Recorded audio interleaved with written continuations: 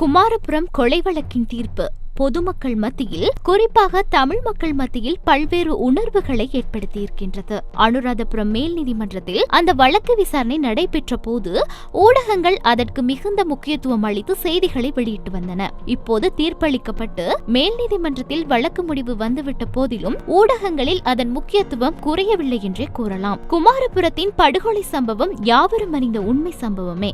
இந்த வழக்கில் குற்றம் சுமத்தப்பட்ட 6 ராணுவ சிப்பாய்களும் கடந்த மாதம் 27ஆம் தேதி விடுவிக்கப்பட்டனர். இலங்கை வரலாற்றில் யூரி சபையினால் குற்றம் புரிந்த ராணுவத்தினருக்கு வழங்கப்படும் தீர்ப்பு 100% குற்றம் புரிந்தவர்களுக்கு சார்பானதாகவே இதுவரையிலும் காணப்படுகின்றது என்றே கூறலாம். ஒவ்வொரு குற்றவாளிகளையும் யூரி சபை நிரபராதியாக்கி குற்றமற்றவர்கள் என விடுவித்து விடுதலை செய்கின்றது.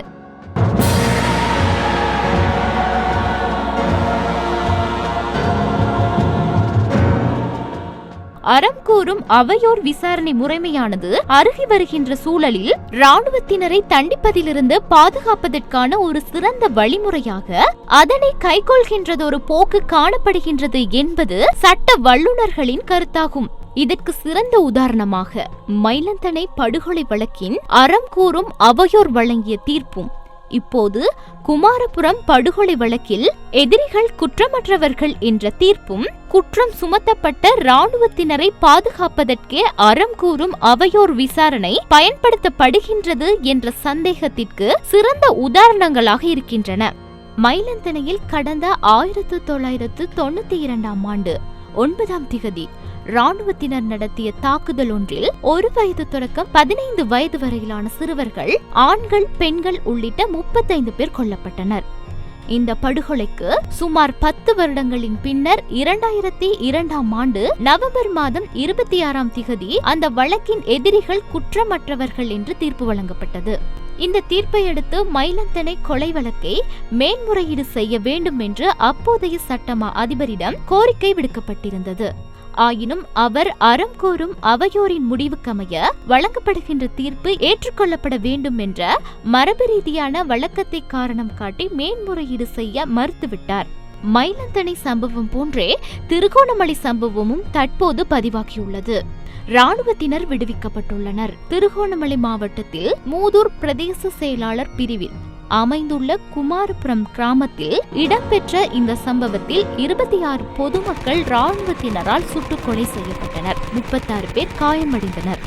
இறந்தவர்களில் 6 பெண்கள், 5 ஆண்கள் மற்றும் 13 குழந்தைகள் அடங்கியிருந்தனர் என்பது சுட்டிக்காட்டத்தக்க முக்கிய விடயமாகும். இந்த சம்பவத்தில் கொலை செய்யப்பட்டவர்களில் 9 மாத நிறை கர்ப்பிணியும் 16 வயது மாணவி ஒருவரும் கற்பழிக்கப்பட்டும் இருந்தனர். கொலை செய்யப்பட்டவர்களின் உடல்கள் மற்றும் காயப்பட்டவர்கள் மூதூர் வைத்தியசாலைக்கு கொண்டு செல்லப்பட்டு சிகிச்சையும் வழங்கப்பட்டிருந்தது. இது தொடர்பான வழக்கு விசாரணைகள் மூதூர் நீதிமன்றிலும் திருகோணமலை மேல் நீதிமன்றிலும் 17 முறை நடத்தப்பட்டது. பின்னர் அனுராதபுரம் மேல் நீதிமன்றத்திற்கு மாற்றப்பட்டது. நடைபெற்ற விசாரணைகளின்படி 2006ஆம் ஆண்டு தொடக்கம் 2016ஆம் ஆண்டு வரை 108 நேரடி சாட்சிகள் நீதிமன்றில் குற்றவாளிகளை இனம் காட்டி சாட்சியங்களை வழங்கியிருந்தனர். எனினும் இடையில் வழக்கு தள்ளி வைக்கப்பட்ட பின்னர் 20 வருடங்கள் கழிந்து கடந்து சென்ற 26/5/2016 அன்று மீளெடுக்கப்பட்டது. மக்கள் மத்தியில் ஒரு நம்பிக்கையை ஏற்படுத்தும் செயற்பாடாகவே இது காணப்பட்டது. ஆனால் 6 ராணுவ சிப்பாய்களும் குற்றமற்றவர்கள் என்று கூறி நீதிமன்றம் விடுவித்துள்ளது.